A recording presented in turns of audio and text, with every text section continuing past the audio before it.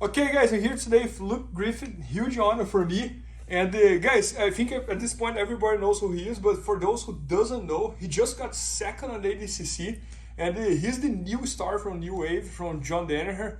And if you watch his matches, he's one of the best grapplers on creating back exposure. And this week he shot his very first instructional all about creating back exposure. And I think a big proof of that is that this year he did a super fight against Kaynan Duarte, which I'm a huge fan. And Kaynan was the one who won the double gold in the ADCC, and Luke was able to take his back using the back exposure that he creates, and was able to choke Kaynan. And today he's gonna show us here exactly how he did that. And he already showed to me, it's super cool. It comes from the standing position. He creates 2 underhooks, and all of a sudden he's on the person's back. And I hope you guys enjoyed, and thanks so much for being here. Look. Thank you guys for having me. Thank you. So we were starting in the standing position. Okay, Kaynan and I had a lot of hand fighting up until this point, and at one point Kaynan went in to grab a collar tie on me. Okay, and notice how when Bernardo came in for that collar tie, his elbow was slightly flared, which enabled me to come in and punch in 1 underhook. Okay, now instead of Kaynan keeping his hips where they are, posting on me with the other hand and just slipping the elbow back inside, okay, he just took his hips back and away from me. Okay, so I still had a good purchase on this underhook. From here, I used this pulling underhook to pull myself into a second underhook, and to which I had double inside position now. Now, Kaynan started circling away towards that way, exactly. And as I started to follow him, I just threw with my left hand as I reached for my training partner, and from here, we got behind, okay? Now, from here, I went in, I put in an Toshi hook, and from here, we just rolled down to the mat, into which I was able now to put in a second hook and eventually lock a body triangle on my training partner. Now from here, it was a pretty easy thing to go in and start hand fighting, to where we were eventually able to come through and finish a tight rear naked straddle to get the finish. One more time, look. So we started off. As he reached, I noticed that his elbow was flared, and I was able to come in and punch in my first underhook. As I did so, I saw the hips go back, and now we were able to pull ourselves into that second underhook position. As we felt him backing out and away, I just followed, and we threw everything by. Now from here, I put in an Toshi hook, and we just followed down to the mat. Now from here, we were able to put in a second hook, and eventually lock a body triangle on our training partner. Now from here, we can go in and start that action of hand fighting to eventually punch in a figure 4 strangle and get the finish.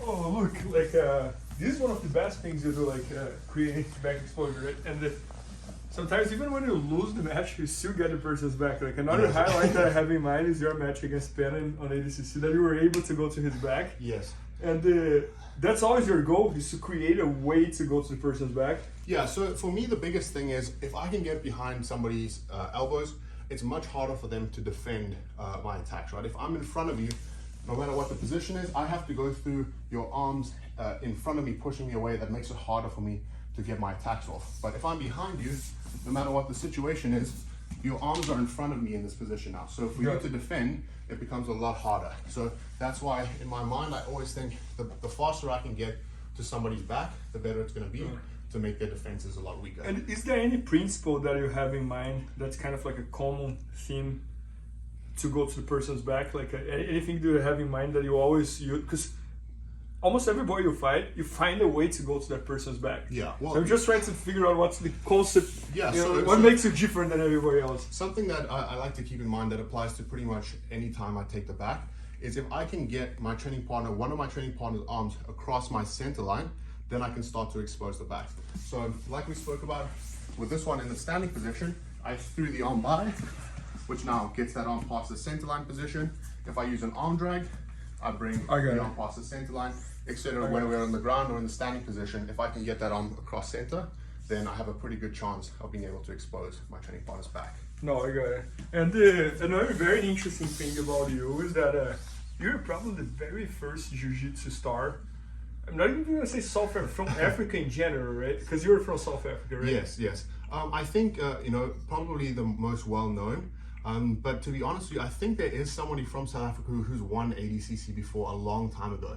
Really? By the guy by the name of Mark Robinson. I don't even know if he still trains anymore. But I can't remember the year, but actually he won an ADCC. I didn't know. In the day. I didn't know. In the very early days, probably. Yes, exactly. Before social media and all that kind of thing. Oh, that's awesome. But in terms of speaking about, like most well known, I think that would be the case. And I must say I'm very blessed to be in the position I am to represent my country at such a high level. Yeah, no, that's incredible. And when did you move to John's school?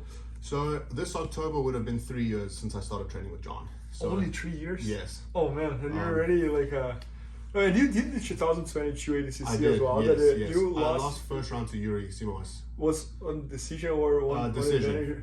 Decision, yeah. And back then you were training with John just 1 year. Man, that's crazy. And you were 23 years old. Yes. Yeah. So guys, you guys will see this face here a lot in the next 10 years. And guys, as you can see, like Luke is an amazing instructor as well. So he trains under John. So even when he's teaching, I notice even sometimes the vocabulary is very similar.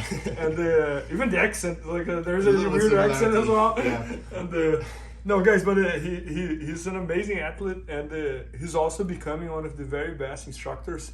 And this week he's filming his very first instructional videos, one about creating back exposure, and the other one, which you're gonna make another video here, about the Toriano pass. He also has one of the best Toriano pass that you're gonna ever see in no-gi. And make sure to check it out. It's gonna be at bjjfanatics.com very soon. Maybe by the time you're watching this video, it's already there. So I hope you guys enjoyed, and thanks so much. Thank you, Bernardo. Appreciate it. Please help me out to grow my YouTube channel. Just click subscribe. And to watch more videos, just click under see more videos. I hope you enjoyed. BJJFanatics.com. Use the promo code YouTubeFaria to get 10% off any instructional video. Improve your jiu-jitsu faster.